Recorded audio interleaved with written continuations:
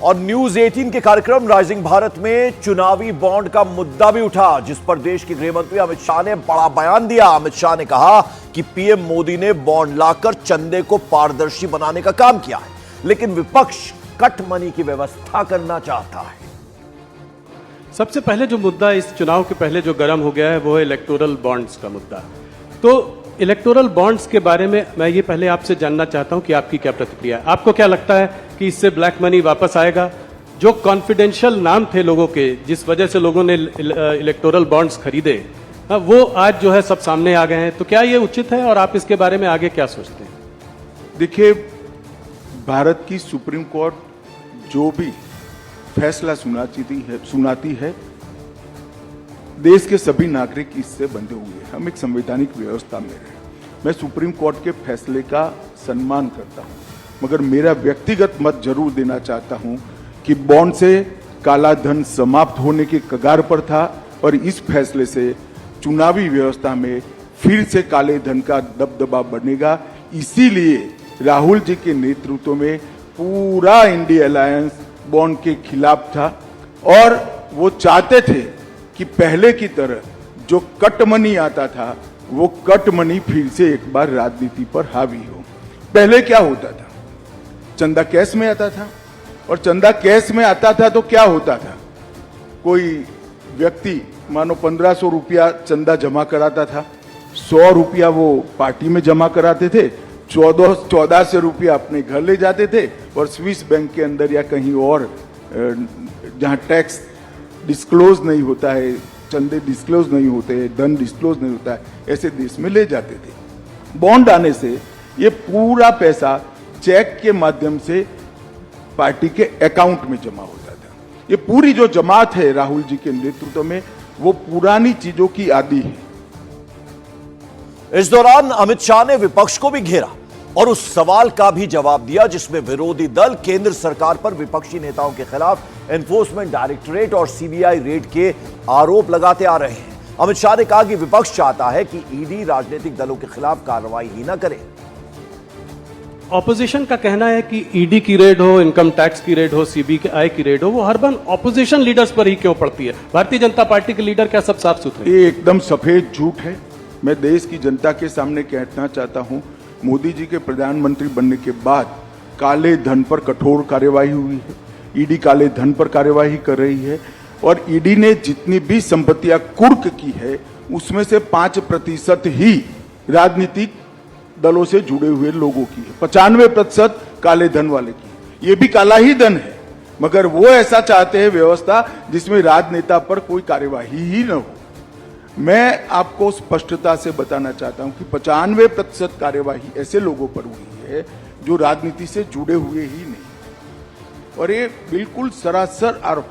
ममता जी के मंत्री के घर से 51 करोड़ रुपया मिलता है, कांग्रेस के सांसद के घर से 355 करोड़ मिलता है। 10 मशीन एसबीआई की गिनते गिनते थक जाती है, गर्म हो जाती है, और ये कहते हैं कार्यवाही ना हो। भैया, कार्यवाही का सवाल मत उठाओ। तेरे सांसद के घर से 350 करोड़ कहां से आया, वो सबसे बड़ा सवाल है। ममता के मिनिस्टर के घर से 55 करोड़ कहां से आया, वो बड़ा सवाल है।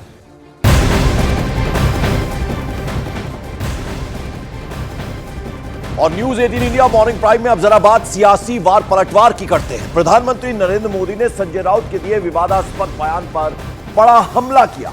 प्रधानमंत्री ने कहा कि हमारे विरोधी नए कीर्तिमान बना रहे हैं, औरंगजेब से तुलना कर रहे हैं, लेकिन देश एक बार फिर मोदी सरकार का मन बना चुका है। दूसरी तरफ हमारे जो विरोधी हैं वो भी नए कीर्तिमान बना रहे हैं। आज ही उन्होंने मोदी को 104वीं गाली दी है।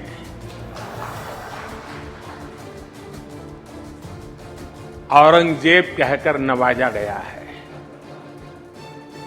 मोदी की खोपड़ी उड़ाने का ऐलान किया गया है। इन सब पॉजिटिव नेगेटिव बातों के बीच दुनिया का सबसे बड़ा इलेक्शन जारी है और मॉर्निंग प्राइम में अब जरा आपको सुनाते हैं कि संजय राउत ने किस तरह पीएम मोदी पर विवादास्पद बयान दिया था, क्या कहा था उन्होंने। महाराष्ट्रात शिवाजी महाराज जन्माला आले आणि औरंगजेबाचा जन्म गुजरातमध्ये झाला.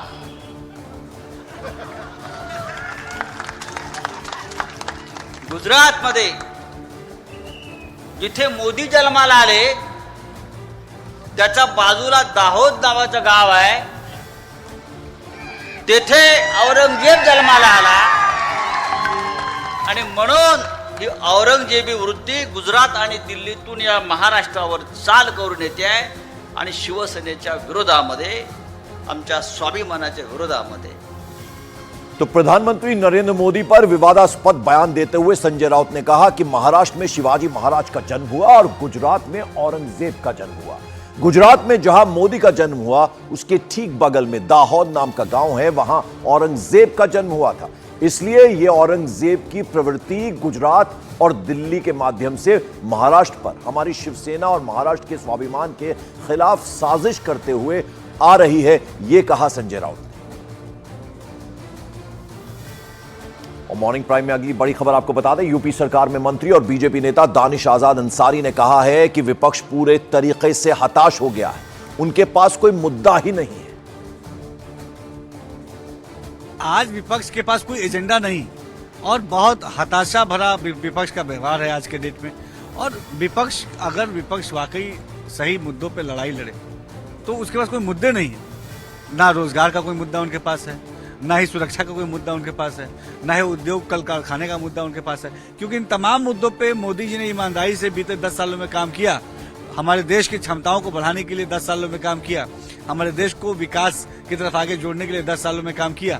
तो आज एक तरफ विपक्ष हल्की राजनीति करके अपने आप को जो है क्या साबित करना चाहते हैं, उन्हीं से पूछना पड़ेगा. और उद्धव ठाकरे ने क्या किया? महबूबा मुफ्ती के साथ हाथ मिला करके इंडी गठबंधन स्थापित किया. आज औरंगजेब की कब्र पर फूल चढ़ाने वालों के साथ गठबंधन अगर किसी ने किया तो उद्धव ठाकरे ने किया है. मुंबई 93 ब्लास्ट के आरोपी याकूब मेमन, उसकी कब्र का सुशोभीकरण अगर किसी ने किया है तो वो उद्धव ठाकरे ने किया है. जिस प्रकार से औरंगजेब ने सत्ता स्थापन करने के लिए अपने पिता को कैद में रखा, अपने भाइयों का कत्ल किया, वही चीज उद्धव ठाकरे ने राज ठाकरे के साथ करके सत्ता स्थापन करने का प्रयास किया. इस महाराष्ट्र में अगर कोई सबसे बड़ा सत्ता पिपासु औरंगजेब के बाद है तो वो सिर्फ और सिर्फ उद्धव ठाकरे है.